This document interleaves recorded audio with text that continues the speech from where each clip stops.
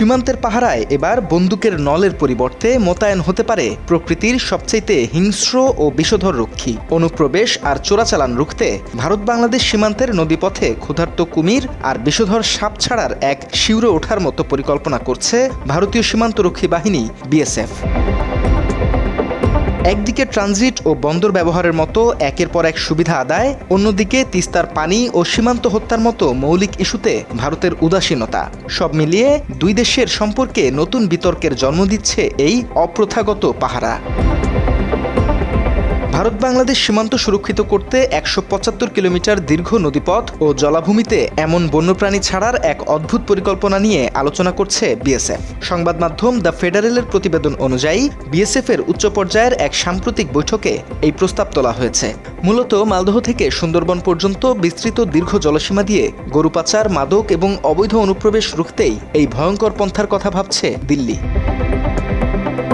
বিএসএফের দাবি, পশ্চিমবঙ্গ সংলগ্ন সুন্দরবন এলাকা এবং সাতক্ষীরার ইসামতির মতো দুর্গম নদীপথগুলো চোরাচালানিদের নিরাপদ স্বর্গরাজ্য। তাদের মতে, পানির গভীরতা আর দুপাশের গহীন জঙ্গল এতটাই দুর্ভেদ্য যে সেখানে অত্যাধুনিক ড্রোন বা সেন্সর প্রযুক্তিও অনেক সময় মুখ থুবড়ে পড়ে। এখন থেকে রাতের অন্ধকারে যারা নদী পার হওয়ার দুঃসাহস দেখাবে তাদের জন্য পানি হয়ে উঠবে এক অনিবার্য মৃত্যু ফাঁদ। সাপের ছোবল আর কুমিরের কামড়কে ঢাল হিসেবে ব্যবহার করে সীমান্তে এক ভয়ের সংস্কৃতি তৈরি করতে চাইছে বিএসএফ। এতে আতঙ্কিত স্থানীয় বাসিন্দারা বলছেন, এই পরিকল্পনা বাস্তবায়িত হলে সাধারণ মানুষের জন্য সীমান্ত হয়ে উঠবে আতঙ্ক। এই আমাদের পার্শ্ববর্তী রাষ্ট্র আমাদের বন্ধু হিসাবে থাক, এটা আমরা চাই। কিন্তু আমাদের এই বর্ডারে যদি আমরা কৃষক মানুষ বর্ডারে যদি এই সাপ কুমির এগুলো ছেড়ে দেয়, তাহলে তো আমাদের সমস্যা, আমাদের নিজের চলাফেরার অসুবিধা, এটা তো আমরা চাই না। তাহলে তো আমাদের বন্ধু না হয় এখন শত্রু হয়ে যাবে।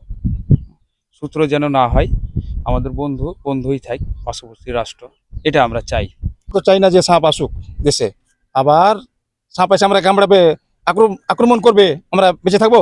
আমাদের বর্ডারে বাস, আমাদের যদি সাপ ছাড়ে তাহলে তো আমাদের খুব অসুবিধা, তো জেনে সাপ না ছাড়ে ওরা। স্থানীয়রা বলছে, ভারত যদি বন্ধুরাষ্ট্র দাবি করে তাহলে এই কাজ করতে পারে না। এখানে আমাদের বাপ দাদা চাচা সবাই আসে মাঠে পানি দিতে, তারপরে মনে করেন কি যে ফসল ফলালি কত কিছু আবাদ করে। এখানে যদি পানি মানে সাপ পোকা বা ব্যাঙ অন্য কিছু ছাড়ে তাহলে তো এগুলো আমাদের ক্ষতি হবে।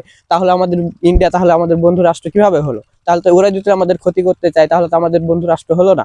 ভারত সাপ যদি ছাড়ে তাহলে তো আমাদের খুব মুশকিল, তো এটা মানা করতে হবে ওরাকে। হ্যাঁ, তারপর বিডিআরকে দিয়ে বলাইতে হবে আমরা তার ওর সাথে সাক্ষাৎ করতে পারি না।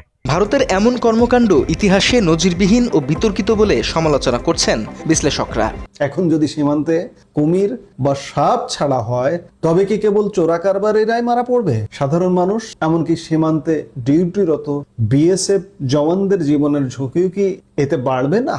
পরিবেশবিদরা বলছেন, এভাবে অন্য এলাকা থেকে সাপ বা কুমির এনে ছেড়ে দেওয়া কতটা যুক্তিযুক্ত? বন্যপ্রাণী সুরক্ষা আইন অনুযায়ী বা এটি কতটা বৈধ? বিএসএফ এর পূর্ব কমান্ড এখন এই প্রশ্নগুলোরই উত্তর খুঁজছে। যদি এই পরিকল্পনা বাস্তবায়িত হয়, তবে সীমান্ত নিরাপত্তার ইতিহাসে এটি হবে এক নজিরবিহীন এবং একই সাথে বলতে হবে যে বিতর্কিত পদক্ষেপ।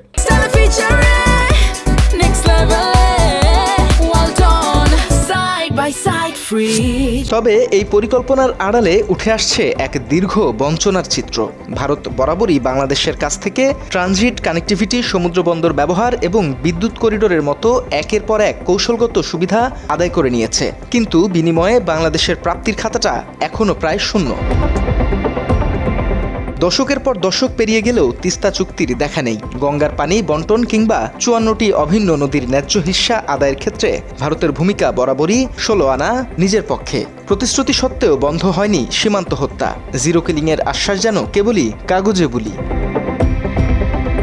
প্রকৃতির হিংস্রতাকে বিএসএফ অস্ত্র হিসেবে ব্যবহার করবে কিনা তা নিয়ে বিতর্ক এখন তুঙ্গে। তবে দুই দেশের বন্ধুত্বপূর্ণ সম্পর্কের দোহাই দিয়ে একতরফা সুবিধা নেয়ার এই নীতি সীমান্তে শান্তি ফেরাবে নাকি আতঙ্ক, সেই প্রশ্ন এখন বড় হয়ে দাঁড়িয়েছে। সীমান্তবর্তী নদীতে ভারতের সাপ এবং কুমির ছাড়ার বিষয়ে বিজিবি অবগত নয় বলে জানা গেছে। তাদের সাথে যোগাযোগ করলে বিষয়টি নিয়ে কথা বলতে রাজি হয়নি তারা। তথ্যচিত্রে শহীদুল ইসলাম, বাংলা এডিশন।